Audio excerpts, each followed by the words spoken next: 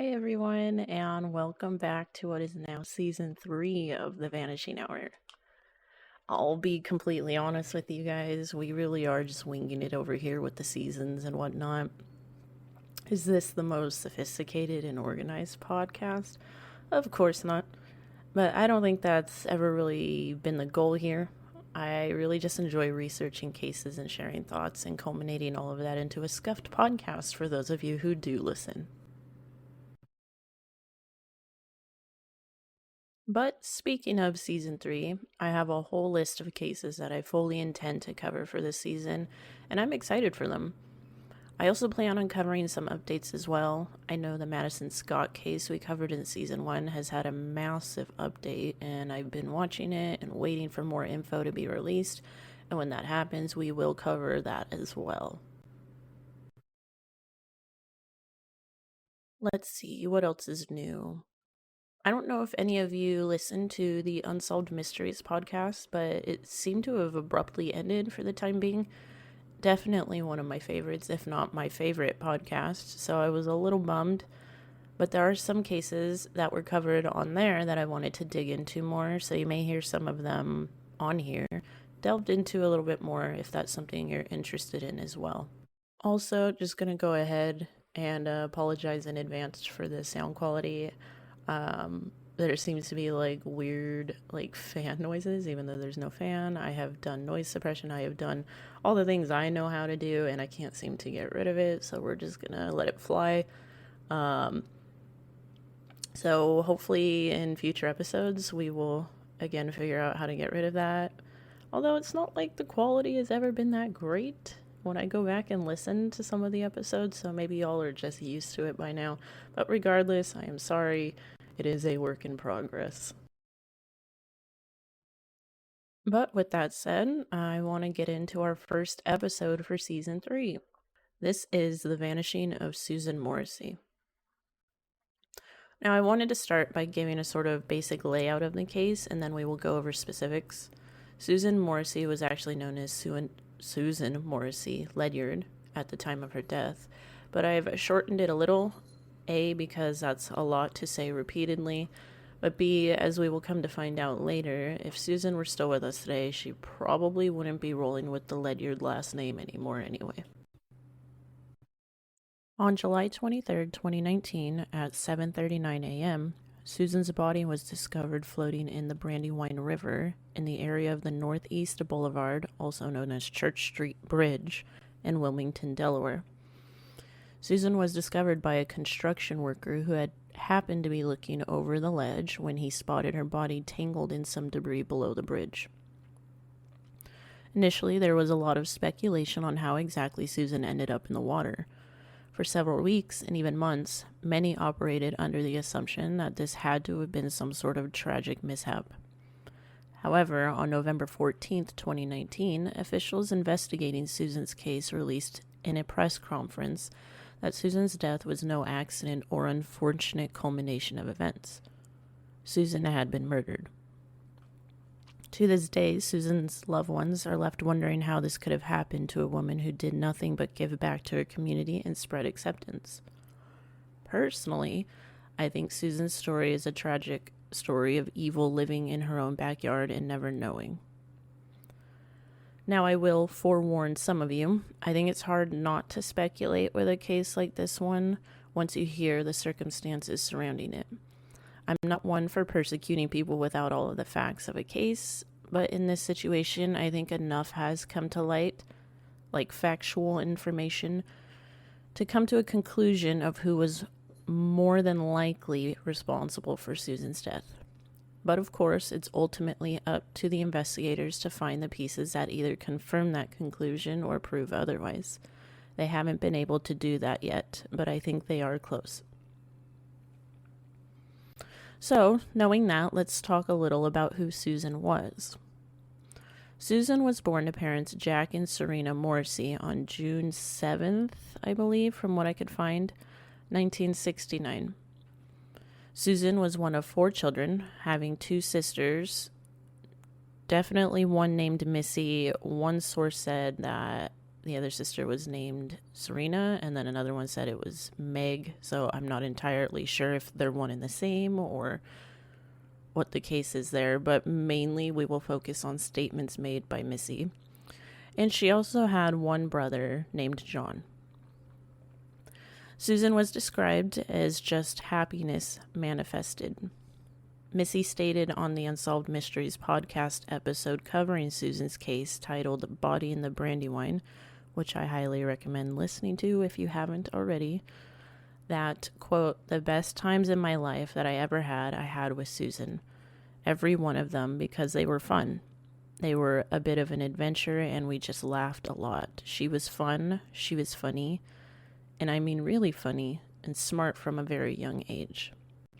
Susan attended school with her siblings in Chester County, Pennsylvania. Susan's future husband, Ben Ledyard, was in the same class as her older sister, Missy, but it wasn't until later in life that they connected. However, the Ledyard family was a wealthy and well-known family in the area at that time. Susan was a very ambitious person as well. She went on to attend and graduate from Upland I think it was county, but I put country, day school, the Tatnall School, Georgetown University, and San Francisco State, where she received a master's degree in education. She taught English for a year in what was formerly known as Czechoslovakia, which I don't know what it's called now, so I'm really sorry about that, and later at Skyline High School in Oakland, California. Longing for her home and family back east in Delaware, though, Susan returned and began teaching language arts at Academy Park High School in Sharon Hill, Pennsylvania. She taught there from 2006 until her untimely death in 2019.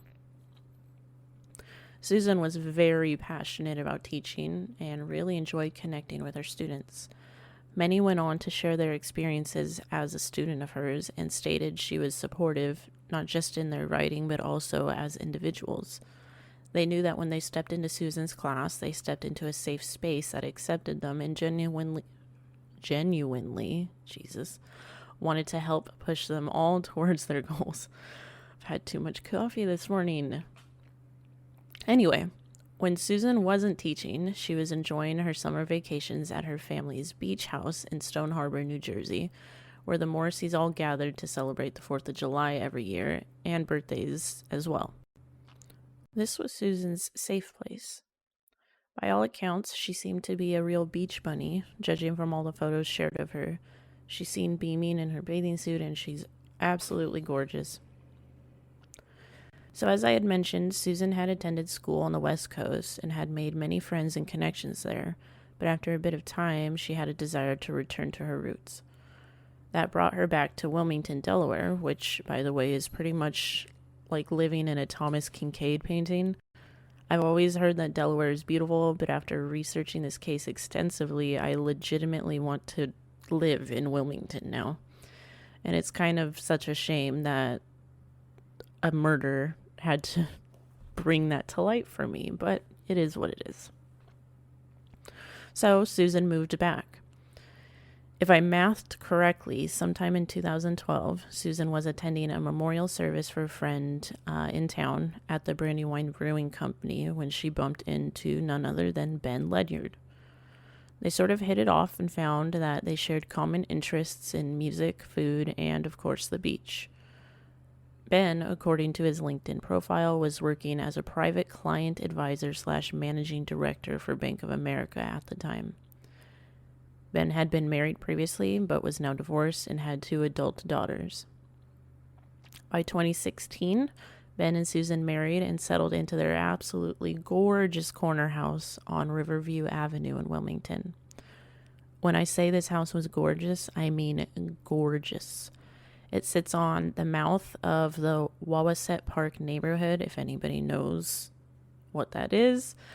And every house pretty much looks like the house from the Father of the Bride movie, which I spam watched in the 90s. I'm sure some of you know what I'm talking about. But anyway, it's a 2-story colonial style home. It's 4 bedrooms, 2.5 bathrooms. Although I was kind of surprised to hear that because it looks so much bigger from the outside. But it has a spacious front yard with a giant tree sitting in it. It has a long driveway leading to the garage that appears to be like sort of behind the house, and a beautiful backyard and porch to enjoy it from. Like I mentioned, the house sits on a corner, but it has a lot of like overgrown shrubbery that sort of lines the shared side with the main road it sits on. And then it just has like a little like 4-foot wrought iron fence that separates the street from the backyard. Now, I'm not trying to sell you the house, but I pointed all this out because I think it may be relevant later on.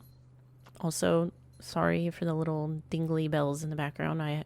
We have 2 cats now, and they are just going ape shit right now, and it is what it is. But anyway, Susan loved this house, and it's pretty clear why it's a beautiful house. Susan was known to spend many a late summer night on this back porch, sipping some wine and chatting with her West Coast friends and her family via text. She was more of a texter than a caller, but she was known to call every now and then, but texting was like her main way to communicate with everybody. But she would do this into the wee hours of the night. She was considered a night owl by those close to her, so her back porch was her go-to spot. And it's technically the last known location of Susan before she's found in the Brandywine River. Which brings us to our timeline of events in the last hours of Susan's life. This timeline is pieced together from multiple articles, interviews that include information that was released by the investigators on the case, statements made by Susan's friends and family, and statements that were allegedly made by Ben as well.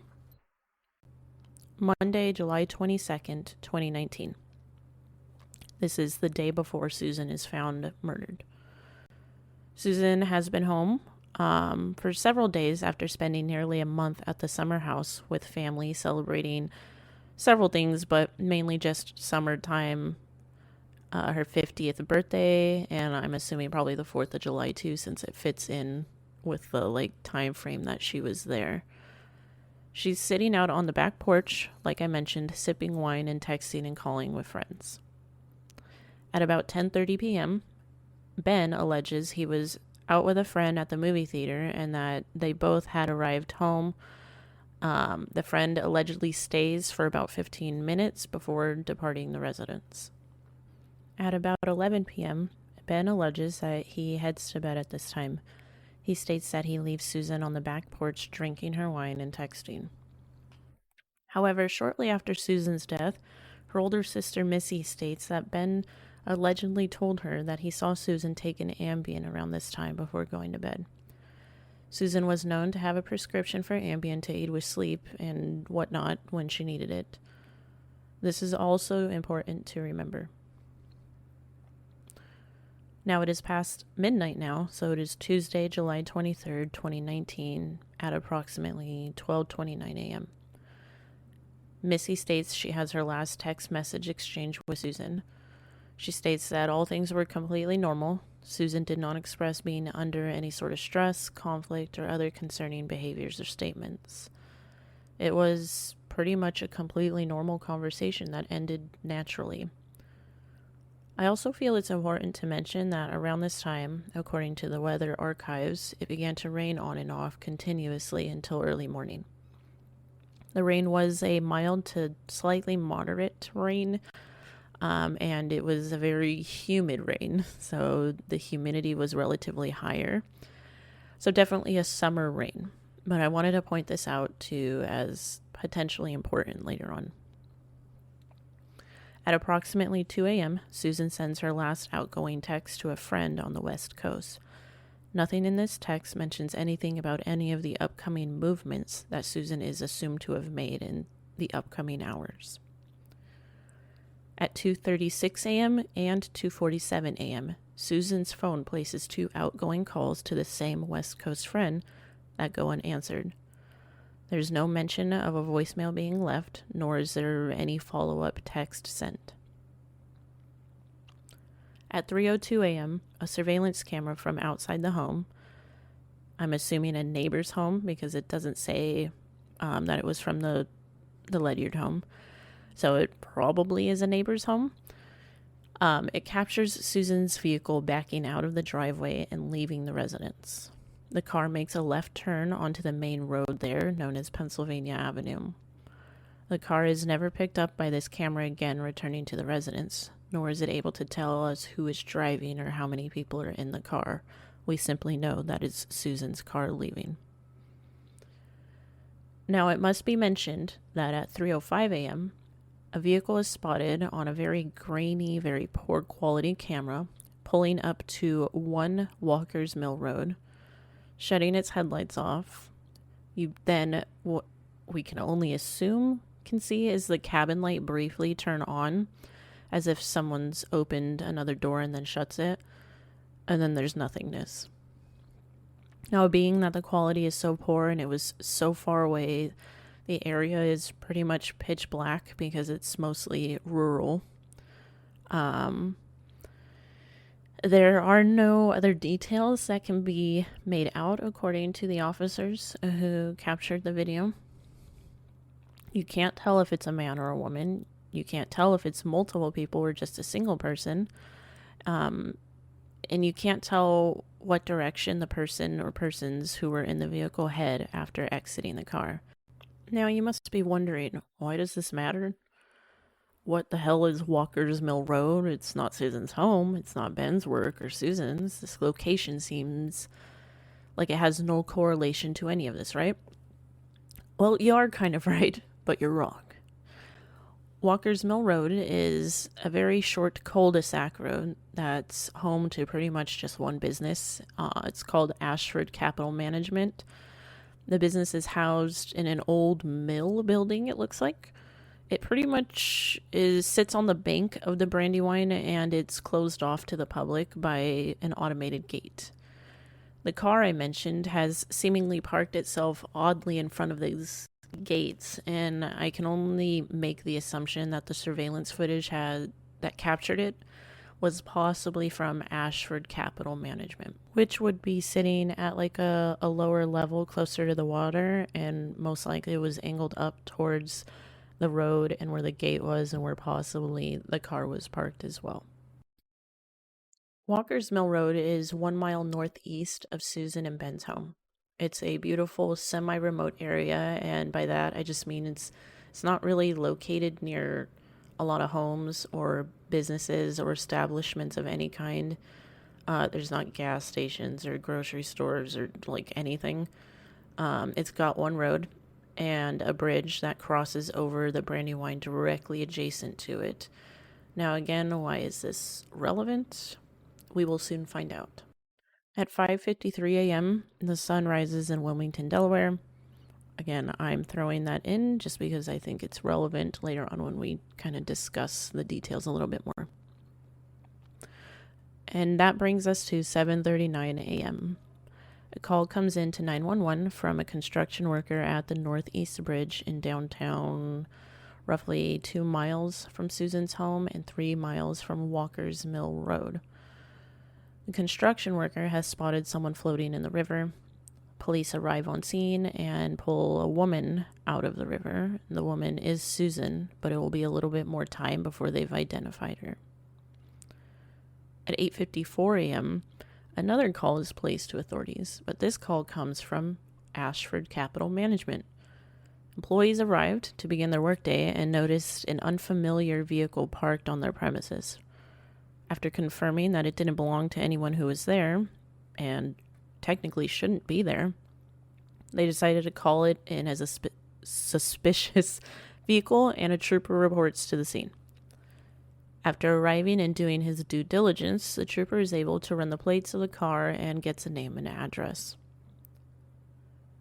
At 9:30 a.m., the trooper has arrived at the Ledyard residence a mere mile away. He approaches the front door and knocks and gets no response. He continues to knock for another 5 minutes before surmising that obviously no one must be home, and he heads back to his vehicle. He decides to try calling the residence instead. He calls and the phone is answered by Ben. Ben states that he is in fact home and must have just not heard the knocking. The trooper informs Ben that a vehicle registered to his wife, Susan, has been found abandoned on Walker's Mill Road. He asks Ben if Susan is available, and Ben states that she isn't home. Ben agrees to meet law enforcement at the scene of the car to figure out what's going on and where Susan is and why her car is abandoned. At this time, though, Ben does not call friends or family asking if anyone knows where Susan is or why her car is abandoned on Walker's Mill Road.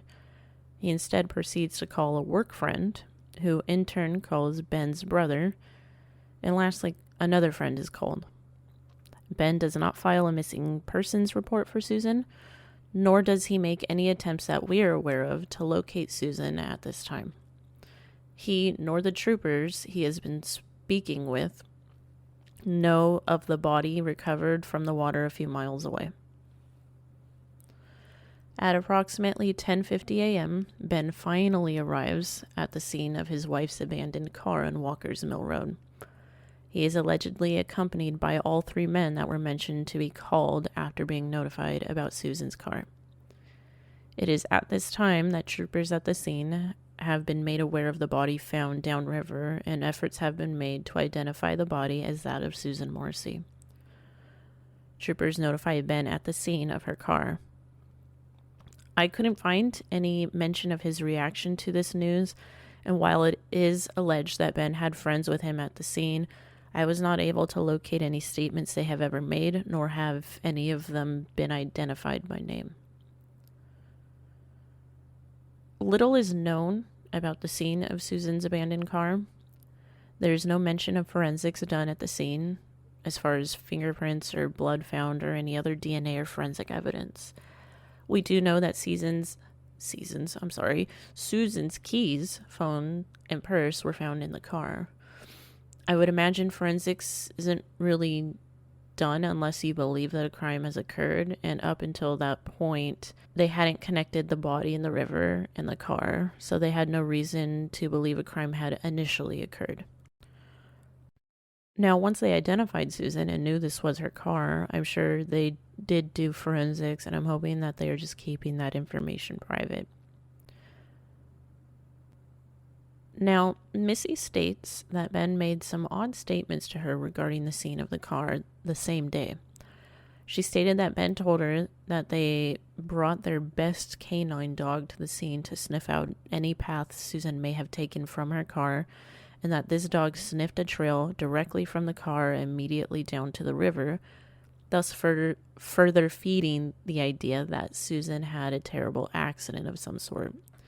Remember, he allegedly told her family that he saw Susan take an Ambien before she went to bed. Or before he went to bed, my bad.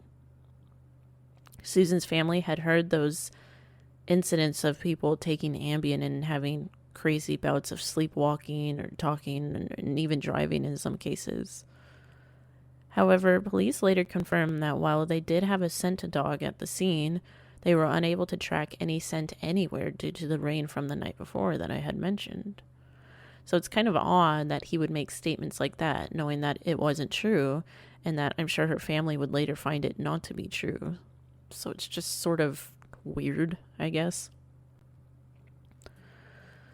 Susan's family is left to pretty much assume that despite the weirdness surrounding Susan's death, it ultimately had to have been an accident.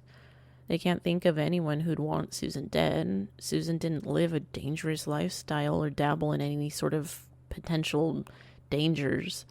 She was a sweet high school teacher and lived the life of one, pretty much. And coupled with the information they were operating under at the time, they really just started to accept the notion that this was just the facts of the case. However, that all changed on November 14th, 2019, nearly 4 months after Susan's death. Police hold a press conference to release their updates on Susan's case to the public. They announced that Susan's death has officially been ruled a homicide. Her cause of death was listed as blunt force trauma and drowning. This is a huge blow to the Morrissey family, and it reopens those old wounds all over again. Someone deliberately took Susan's life, but who would want to? And did Susan know who this person was? There's no mention of sexual assault, and Susan's body was found clothed. I remember reading through and seeing it mentioned that she was wearing a purple tank top and her Fitbit the night that she was last seen, and it's the same purple tank top and Fitbit that she's obviously found in. Police also released the following information. They don't believe Susan entered the water where her car was abandoned. They state there's no indication of her entering the water there. And judging by the condition of her body, there's no way she would have traveled that far and had such minimal damage to from the elements. The thing about the Brandywine River and the location of where the car was left and where Susan was found, there are multiple dams, exposed rock, and other dangerous obstacles that would make it near impossible to make it through without injuries or damage done. My assumption is that the injuries she sustained are not consistent with that far of a trip. The police never mentioned if there were any defensive wounds. Now that could be info they left out for the sake of the investigation. As of right now, there's just no way of knowing that. The last thing that is mentioned at the press conference is that there seems to have been developments to the timeline. Susan was found with her Fitbit on and working. When police went back to evaluate any Fitbit data it may have collected, they discovered that her Fitbit had continued to pick up heart rate readings up until about 7 a.m. the morning she was found. This led many investigators to believe that it was most likely possible that Susan was alive until that point, at which she then entered the water. Knowing partial cause of death was attributed to drowning, this was their operating theory and appears to remain the main one. If Susan was alive up until 7 a.m., one has to wonder what she was doing. Was it her driving her car that night? If she walked away from the car on her own, why did she not take her phone or keys or purse? And most importantly, where did she go and who could she have been with? We are now approaching the 4-year mark, and none of these questions have been answered. Many police and Susan's family have posted rewards, asking for any tips, however great or small, in hopes of it finally cracking this case. My gut tells me they know who did this, but they don't have a smoking gun. And that's one of the hardest places to be in, investigation-wise. Susan's husband, Ben, while initially present at the initial press conference in July, shortly after Susan's death, has since not been a big part of the push for answers. Missy has stated that Ben was never extremely close to the family, and that could be a reason why. Police have stated that he has always remained cooperative nonetheless. But what has sort of rubbed many people close to the investigation and otherwise wrong is the actions of Ben in the following years. First off, Ben remarried for the third time not long after Susan's death in September of 2021. Now, is that a crime? Of course not. People move on, they mend, and they fall in love again. And while it may be at most distasteful in some people's eyes, we cannot pin someone's innocence or guilt on that fact alone. What we can do, though, is definitely question the type of husband he was to Susan after hearing the nightmare this third wife has had to live through. Articles published in January 2023, this year, state that Ben was arrested and charged with second-degree assault and terroristic threats in the alleged attacks on his current wife. The first stemmed from an attack earlier in the year, sometime in summer, and the other being on New Year's Day. The charges came to light roughly 3 days after New Year's and after that second attack. Now, the attacks are a little graphic, so trigger warnings for anybody who doesn't want to hear about domestic violence. According to court documents, Ben and his wife were at home early afternoon on January 1st, 2023. Loud music was playing, and the wife insisted he turn it down, at which point he began chasing her around the house with a pool stick, swinging it at her. He then proceeded to beat her in the head with a, quote, small marble statue, which, let's be clear, that can 100% cause blunt force trauma, just saying. He then proceeded to smash her head into the hardwood floor several times. Somehow, his wife is able to escape and call for help at a neighbor's home. Now, the attack that happened prior to this one, sometime in the summer, but it was kind of unclear if this was the summer of 2021 or 2022. It really just stated the summer.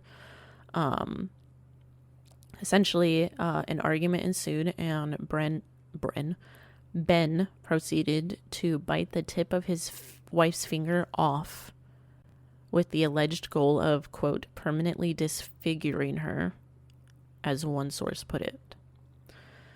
Some sources went on to state that he allegedly claimed he had swallowed it. Ben was arrested and held on a $77,000 bond, which of course was paid. It doesn't stop there, though. No, there's more. The following statements were posted on the Kennett Square Police Department Crime Watch website on May 24th of this year.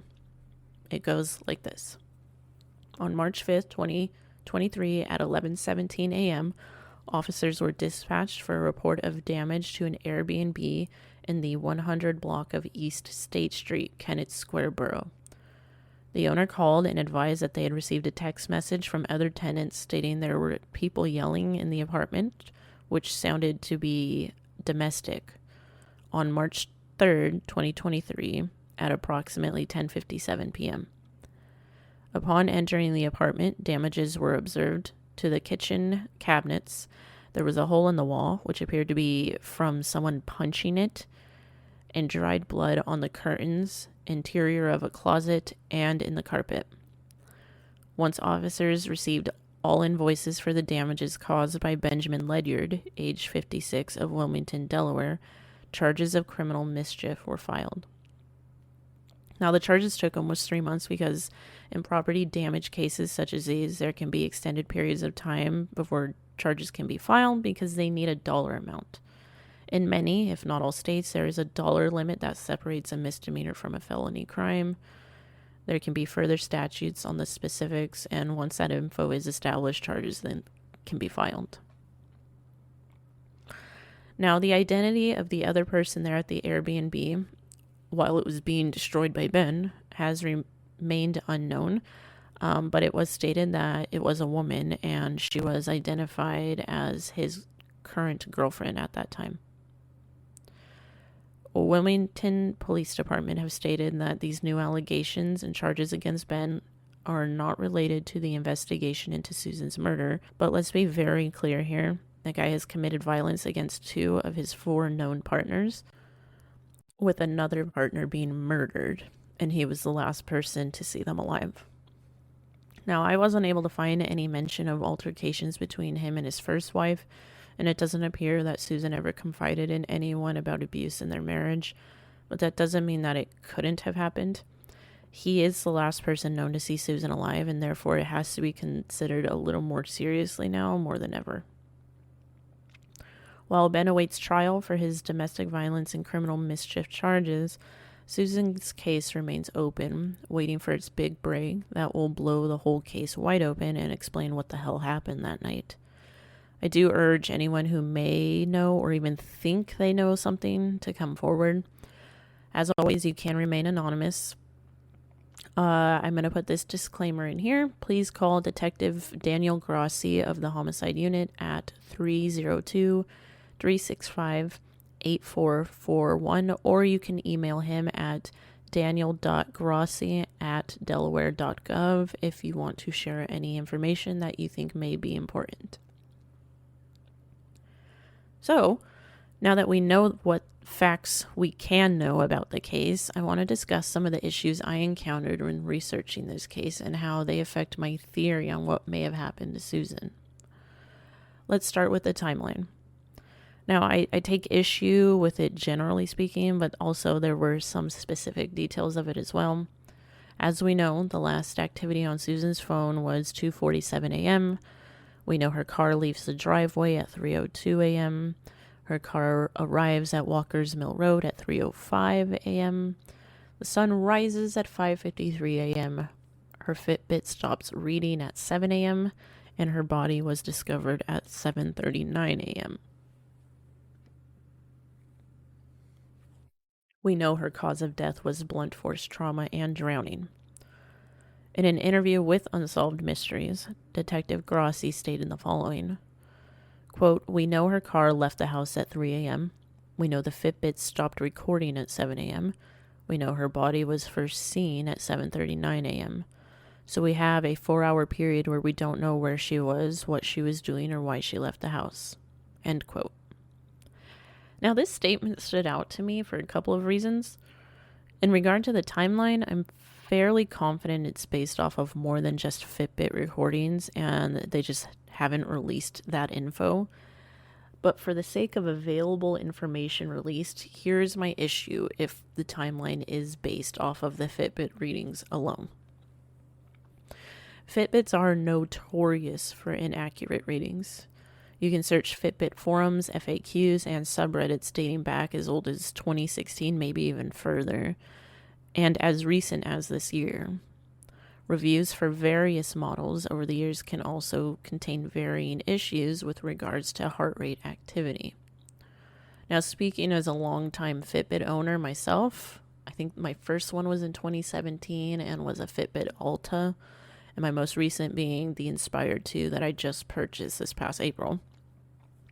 My issues have included waking up first thing in the morning and I slap my Fitbit on, and within minutes it's telling me that I've already burned like 2,000 calories. Or other times I have been sitting at my desk and it's telling me that I have just finished swimming for 15 minutes. Many of the other issues in the customer reviews have a lot to do with heart rate sensors and odd readings. I'm not one for tracking my heart rate, so I'm not sure how accurate my readings or inaccurate my readings have been. But some of the issues that people have reported include recording heart rate activity when it's not even being worn. There's activity registering extremely high when activity is at a minimal, like somebody's laying on a couch or laying in bed. Or it's the other way around, where they're exercising and their heart rate shows them barely alive. Needless to say, the issues are well documented and they appear to be ongoing. Now, all statements regarding Susan's Fitbit have only been about the heart rate feature. I saw some subreddit posts that I obviously couldn't put any weight into that saying they also tracked steps and that there was like 1,000 steps taken within that 4-hour period. But when I researched into that further, I could not find any reliable source that confirmed that information. So we are just going again off of the heart rate feature. But Fitbits are capable of tracking other things such as the steps you take, calories burned, sleep patterns and REM cycles, walking routes, and more. Without knowing the information like model and Susan's usage or premium app info if she used that, I have no way of knowing the extent of her usage. But knowing the issues with inaccurate heart rate readings and knowing that they've been a long time problem, and coupled with the fact that heart rate readings are the only data police have confirmed using to aid with the timeline, it does create a sort of doubt.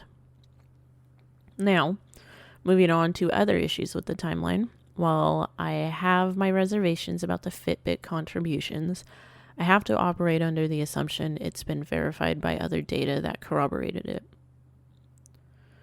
Now, if we assume that from the time the car is left at Walker's Mill Road to the time the Fitbit stops reading vitals at 7 a.m., that Susan was alive, that brings up some questions. First, what was she doing for roughly 5 hours?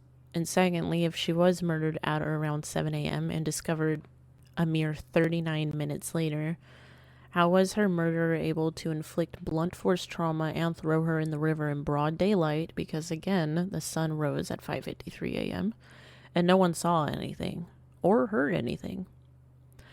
I've analyzed the river, all 3 relevant miles of it in question, and based off of the maps, aerial images, and statements made by Missy in the podcast interview for Unsolved Mysteries, again, highly recommend you listen to it. There are many heavily condensed rural areas lining the river, making it nearly impossible to get through without some sort of like heavy machinery cutting through it all. However, the areas that are accessible are extremely public areas like parks and bike trails and the backyards of homes and businesses. Now, there are a few exceptions that Missy suggests could be a possible area where someone could go undetected. I don't know where these places are, and I don't know their relation to the car site or the recovery site. What I do know is this. Like I mentioned earlier, when police announced on November 14th, 2019 that Susan's death was a homicide, they also state that they don't have any reason to believe Susan's body entered the water at Walker's Mills Road, where the car was found. It isn't precisely explained why, but some reasons that were provided were these. The distance between both points is approximately 3 miles. The distance the body traveled compared to the time frame provided by the Fitbit wouldn't be possible, meaning there's no way, given her buoyancy, the speed of the river flow, and the time frame of 39 minutes, that her body would have traveled 3 miles in time to be found where it was. Secondly, from Walker's Mill Road to Northeast Bridge, there's approximately 5 to 7 dams.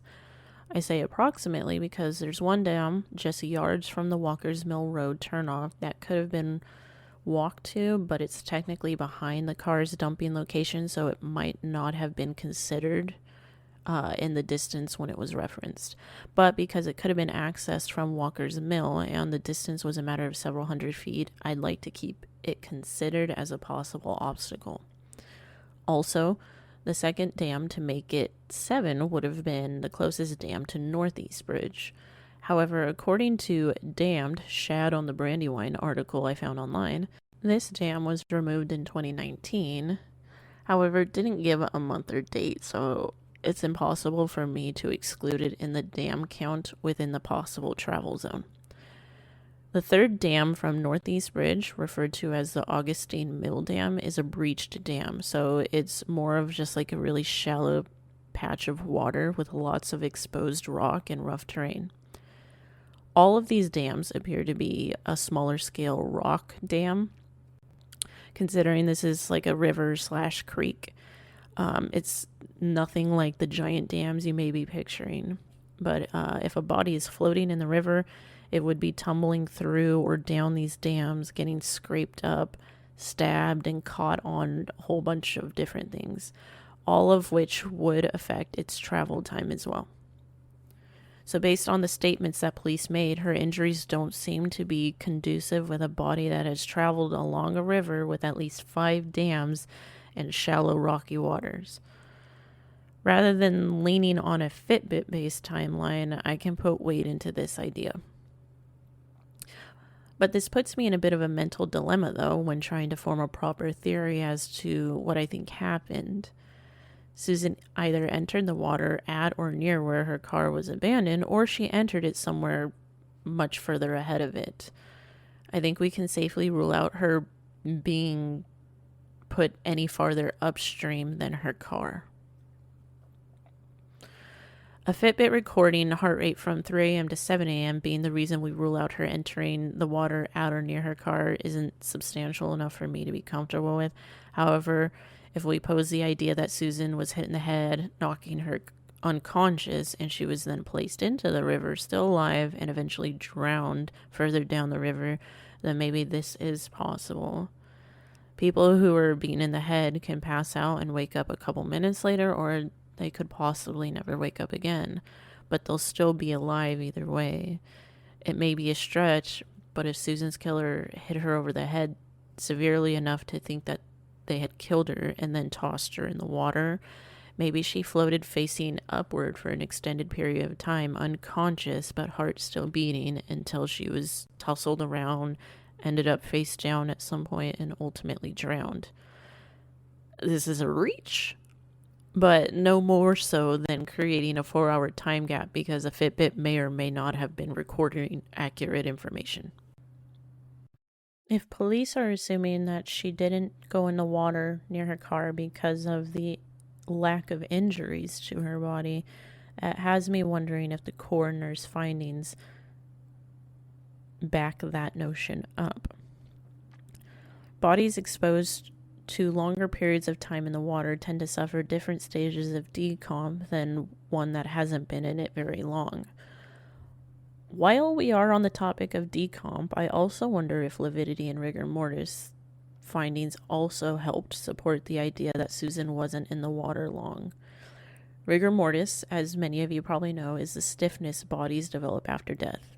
It can begin as early as several minutes after death, or usually the average time is about 2 hours.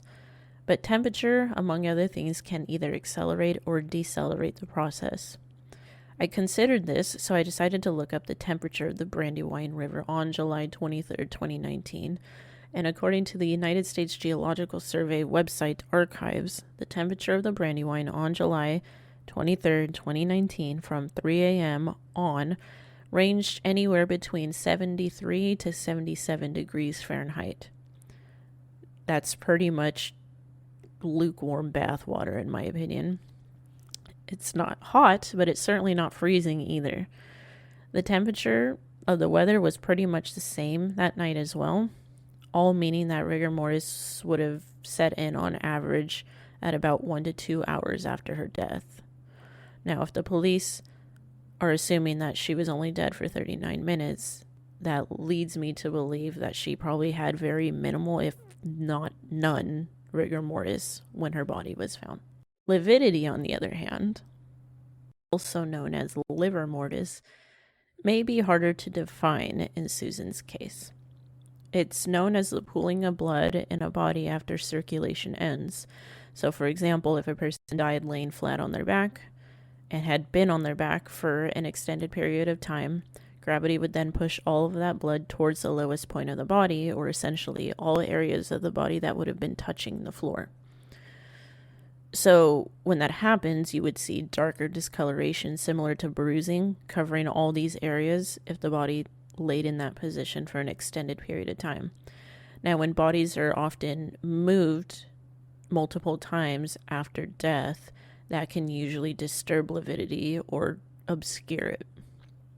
Being that Susan was in the water, and it could be anywhere from almost 5 hours down to only 40 minutes, water is ever moving, and while the Brandywine isn't known for its chaotic, treacherous, and turbulent waters, it still has a flow that heads downwards towards the mouth of the river. I don't know if Susan would be able to be in the water for an extended period of time, only face up or face down long enough post-mortem for lividity to set in, but I was curious about it nonetheless. Ultimately, I am going to trust that whatever the coroner's findings were, that it is likely Susan was put in the water much closer to the area that she was found, and likely much closer in time to the discovery time than not. One of my final and probably much more minor issues had to do with the weather of all things, and maybe could be answered by people who live in the area and know the weather well, but also people who knew Susan very well. We know that we have no way of confirming it was or wasn't Susan driving that car that night when we see it leave the house and end up being parked at Walker's Mill Road. Initial speculation made it sound like most believed it was Susan leaving to head to the store or to buy some cigarettes or something, being the night owl that she was. And it wouldn't be uncommon for her to leave at late hours of the night to do something like this. Missy states that while 3 a.m. was a bit of a stretch, even for Susan, she couldn't completely rule it out. The problem with this theory, as Missy points out, is that if Susan's intention was to run some sort of trivial errand such as cigarettes at this time of night, she would have turned right off of Riverview Avenue, not left like the car did. Right is headed towards civilization, gas stations, liquor stores, grocery stores, etc., etc. Left has nothing like that whatsoever. It has churches, a high school, and residential and rural areas. The street she would have turned right onto, Rising Sun Lane, which takes her over the Brandywine River via bridge, and immediately to the left of that bridge is Walker's Mill Road cul-de-sac, it's literally near nothing. So either Susan left the house under different reasons, or it wasn't Susan who was driving the car. But, like I mentioned way earlier, it was raining that night. Enough to wipe away any scent at the scene the following morning for dogs to sniff out. And it proceeded to rain pretty much all night and well into the early morning hours. My question to Susan's friends and family is this. Would Susan leave the house in the rain for any non-errand thing at 3 a.m. in a tank top and no sweater, jacket, or anything? I get it's not a cold rain, but I think the average person grabs a jacket or an umbrella or both out of habit. Susan's found in a purple tank top. She doesn't have her phone on her. I don't know if she had shoes on too, if any. How she's dressed can speak volumes to her intent that night. If she was meeting someone, I doubt she'd leave with flip-flops and no sweater in the rain. If she was running an errand for some reason at 3 a.m., I still think she'd bring something. Now, I didn't know Susan, so maybe I'm completely off. Maybe Susan was a no-sweater-wearing free spirit in the 3 a.m. summer rain. Her family and friends would know. What was Susan wearing when she was found? What was in her car? If there's no umbrella or no sweater, I'm sorry, that just screams to me that it wasn't Susan driving. Police believe that Susan was in the vehicle when it's seen departing the house at 3 a.m. They haven't flat out stated they know she was driving, but statements made by them tend to lean towards that implication.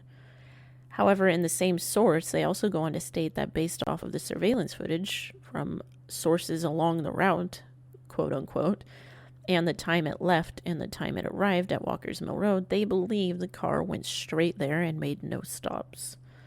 With both of those statements, it seems they believe that it's more likely than not that Susan drove the car to Walker's Mill Road and left it there and remained alive for 4 more hours, whereabouts unknown, until she was murdered around 7 a.m.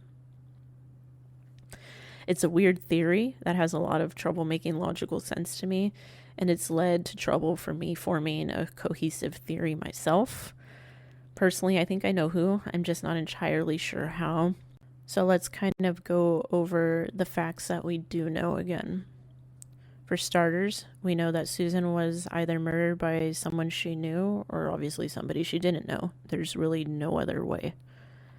Secondly, the last person to see Susan alive was her husband Ben, according to his own admissions, and it was in the safety of their home. Third, Susan is never actually seen leaving the home. Just because we see no other activity from the front of the house doesn't exclude potential activity from the back of the house. Remember, this is a corner house that had fairly easy access to the backyard and whatnot. Fourth, Susan was either murdered by someone in the home, which would most likely be Ben, someone who came into the home, or someone who she encountered outside of the home. Being that surveillance and phone records never indicated someone arriving at the home through the front, at least, that does significantly reduce the chances of an intruder, but it doesn't completely eliminate it based off of what we just stated in number 3. However, we are assuming that the texts and missed calls placed by Susan's phone anytime after someone physically saw or spoke to her besides Ben are her. We don't have solid proof that it was her. Unless those people can say that those texts included info only Susan could have known, how do we know it wasn't someone using her phone to throw off a timeline? Fifth, Susan's car leaves her home at 3:02 a.m. and arrives 1 mile away at Walker's Mill Road 3 minutes later. Police confirm that the car made no other stops along the way. This means that Susan's killer was either already in the car with her or she encountered the killer after she exited the car at Walker's Mill Road. Sixth, based on police statements, there's no way that Susan could have entered the water where her car was found and been in the water for 4.5 hours. They surmised she had to have been put in the water much closer to her discovery location and discovery time. I briefly tried to argue with myself, well, if her body was found caught in branches and debris, maybe this skews things a little bit. Many sources stated that if not for the debris that Susan was found caught in, she could have very well been swept out to sea and never found. So I briefly thought to myself, maybe she was dumped closer to the recovery site, but it was closer to the 3 a.m. time instead of 7 a.m. But again, her body doesn't appear to have shown signs of being in the water for that long. Maybe not even being dead for that long. Police seem to be adamant that she died 40 minutes before being found. The autopsy findings have to match that too, I'd imagine. There's a difference between a body dead for less than an hour versus one dead for 4.5 hours. And seventh, considering point 5, that would mean if Susan's killer was in the car with her, that makes it Ben by the facts alone. That branches into either they left together willingly and things went south outside the home, or Susan left with him unwillingly or possibly even unconscious or subdued. If Susan's killer is not in the car with her when she leaves, we have to assume she was either meeting up with them at Walker's Mill Road or she had a chance encounter with someone between Walker's Mill and 14th Street Bridge, which is, again, the 3 miles. We ruled out errands like cigarettes, which were the only thing Susan really was known to leave in the middle of the night to get, and usually not at 3 a.m., because there was nowhere in between the home and the car dump site that you could possibly buy cigarettes or anything for that matter. We also know the car made no stops, so if Susan was driving, it was to this place for some other reason. We can speculate that it was to meet someone, being that the surveillance quality is so limited and poor, we cannot rule it out. But the question is then, who is she meeting? No signs pointed to an affair or unhappiness in the relationship, but that doesn't mean that there wasn't. But considering Ben's recent run-ins with domestic violence, one has to wonder if Susan was looking for an out of this relationship and was doing so quietly. I would venture on that much more than an affair, to be honest with you. But for argument's sake, let's say it's an affair. She meets this person in the middle of the night, something goes wrong, and this person whacks her in the head and throws her in the water 4.5 hours later, then proceeds to leave zero trace of Susan and them ever being connected. There's no phone calls, no texts, there's no burner phone, I'm assuming no social media, emails, witness accounts, dating, websites, and no friends and family who've come forward to say that Susan confided in them in any way about this. Susan had friends, and close ones at that, living on the opposite side of the country that she talked to regularly, including that night. Confiding in them about an affair would be plausible because the risk of her husband finding out would be so low. I can't think of any scenario of cheating that I've heard of where the cheater didn't leave some trail or confide in someone. The rumor mill has been working overtime, stating that Ben was having an affair. Some stated his wife after Susan was a neighbor of theirs that he was having an affair with. Obviously, these statements are unfounded. I wasn't able to find anything that corroborated them. But being that they married relatively quick after Susan's death, it did seem a little weird and uncomfortable to many. And then obviously the vicious attacks on this woman less than a year into their marriage. And these are violent attacks with accusations of blunt force trauma to her head. It hits far too close to home, in my opinion. And while we are on the subject of Ben's behavior, remember I mentioned that Missy stated he told her he saw Susan take an Ambien before bed the night she was murdered? Her tox report showed 0 Ambien in her system. I was curious about this, so I researched it a little because I literally know nothing about Ambien. But what I did find was that Ambien has what they call a half-life of 2.5 hours. That means that the average dose takes about 2.5 hours to become half as concentrated in your system. Essentially, it loses effectiveness by half every 2.5 hours. Ambien is known to take 5 half-lives to completely leave your system, meaning the average dosage would be gone and out of your system completely in about 12-ish hours. This means it wouldn't show up in your blood, your urine, or any other means that they test. Ben stated he got home at 10:30 and went to bed at 11 p.m. Sometime in that 30-minute window, he claimed to Missy and possibly the police and Dateline, according to some other one-off sources that I read, that he saw Susan take an Ambien before going to bed. If it took Susan's body about 12 hours to process that Ambien completely, and again, this is just an estimate, I don't have her dosage, I don't know her tolerance, none of that is factored in. This is just based off of the average person. But if she would have had to have taken 12 hours to process that Ambien completely in her system, she would have had to have taken it at 7 p.m. that night in order for it to not show up in her system the following day and then at the time of the tox report. Now, some argued that maybe he just mistook the Ambien for some other medication like Tylenol or something. Maybe. Now, that is completely plausible. We can't rule it out.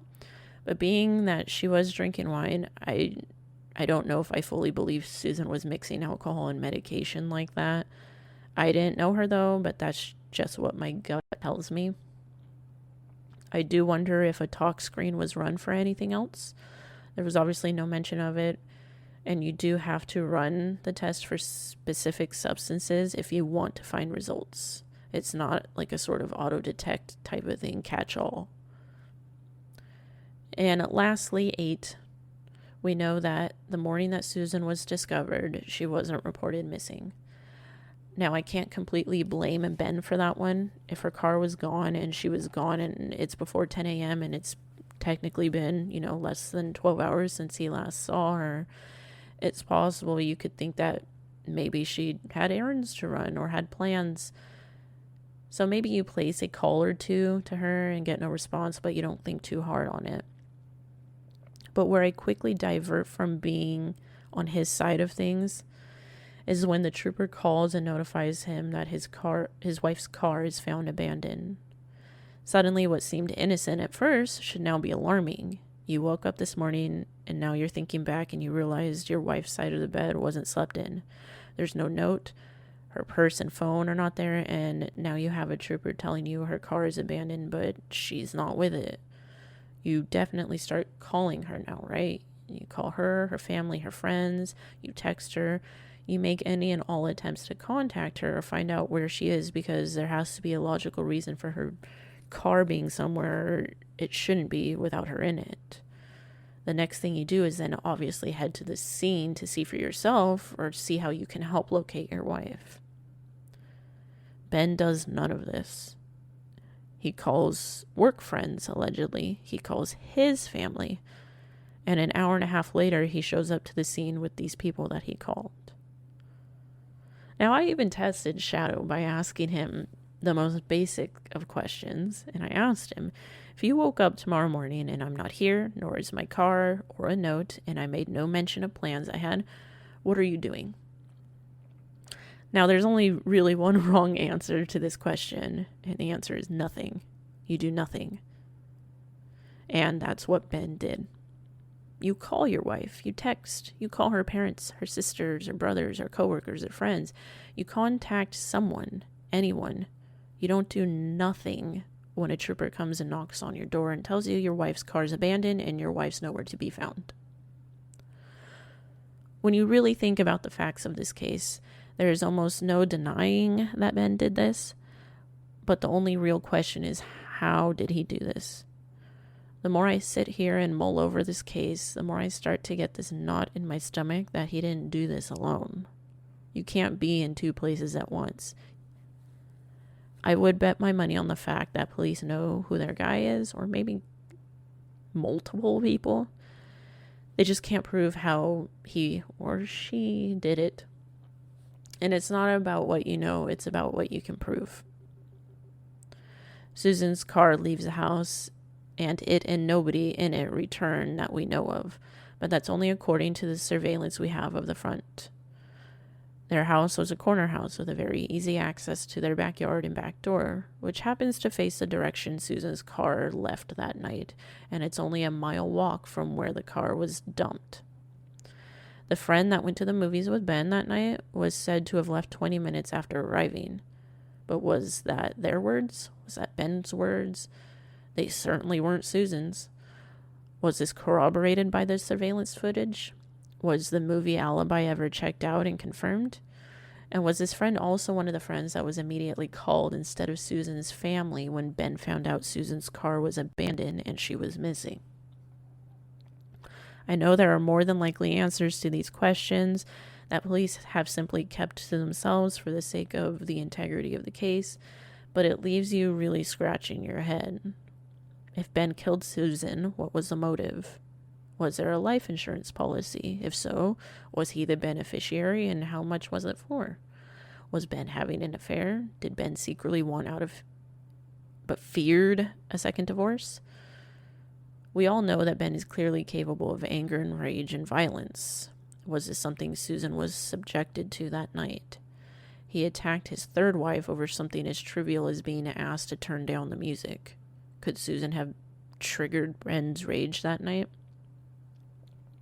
It almost all makes sense until you get to the body in the river, and it's just the most weird set of circumstances. My guess is that he had to have had help.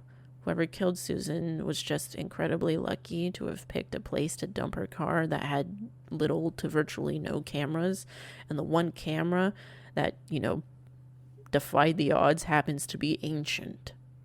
Either they knew the place really well or scouted it out prior, or they just really got lucky. I don't know if I believe Susan died at or around 7 a.m. If I'm basing this solely on the Fitbit findings, I would be 75% sure that she died sooner than that. But the statements about the condition of her body not matching that of one in the river for that long has me wondering otherwise. I wish that the autopsy report was published. I wish they'd release what she was wearing that night. Besides the tank top, did she have shoes on? If so, were they sandals? Were they slippers? Were they tennis shoes? Did she have socks with them? Or did she have no shoes on? I feel like that alone gives insight into Susan's intent that night. I don't think a woman who's chilling out on her back porch sipping wine and texting friends, who's settled in for the night, is going to be wearing socks and tennis shoes. But if Susan was planning to go meet somebody and be out for any sort of extended period of time, especially in the rain, wouldn't she put some sort of tennis shoe on and not go in flip-flops or slippers or even barefoot? And I also don't see Susan leaving her car without her phone. If it's for a walk or a jog or to meet up with someone, I don't see that being logical at 3 a.m. and no phone in the dark. It's 2019. People were and are still glued to their phone, and her whole pattern for the night confirms that. A pretty woman at 3 a.m. intentionally out in the middle of nowhere without her phone. I don't know. I don't like it. My best theory is that Ben did this. I don't think it was necessarily planned in advance per se, but I think he harmed her. He hit her in the head and then went into like this panic mode. And I think he did have help. I think it's completely possible that he was the one driving Susan's car that night. I think he could have possibly left it at Walker's Mill Road. Weirdly enough, I think there's a slight possibility that Susan may not have been in the car when it was dumped.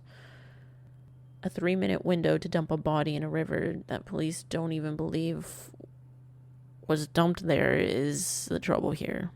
So either she was in the car and whoever dumped it there was meeting with someone who just happened to defy the odds and never be detected by cameras, which wouldn't be hard considering there are apparently only one working in the area.